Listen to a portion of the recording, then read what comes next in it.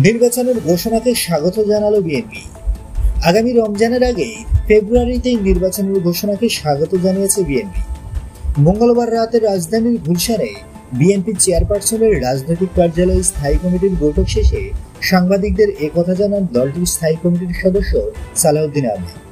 তিনি বলেন, এর মধ্যে দিয়ে দেশের নির্বাচন অনুষ্ঠান নিয়ে যে দোলতামন্দ ছিল বলে অনেকে মনে করছিল, তাদের মধ্যে সেই দোলতামন্দ আর রইল না। সারা জাতি এখন নির্বাচনমুখী একটা পরিবেশের মধ্যে দিয়ে যাবে। সেই নির্বাচনের আবহ সৃষ্টি হবে। আগামী নির্বাচন সুষ্ঠু, নিরপেক্ষ, অবাধ ও বিশ্বের মধ্যে সবচেয়ে প্রশংসিত একটি নির্বাচন হবে বলেও আমরা আশা করি। সেই লক্ষ্যে সমগ্র জাতিকে ও জনগণকে প্রস্তুতি নেওয়ার জন্য বিএনপির পক্ষ থেকেও আহ্বান জানাচ্ছি। বন্ধুরা, নিত্য নতুন এক্সক্লুসিভ খবরাখবর সবার আগে পেতে আমাদের ইউটিউব চ্যানেলটি সাবস্ক্রাইব করে পাশে থাকা বেল আইকনটি অন করে দেওয়ার অনুরোধ করি।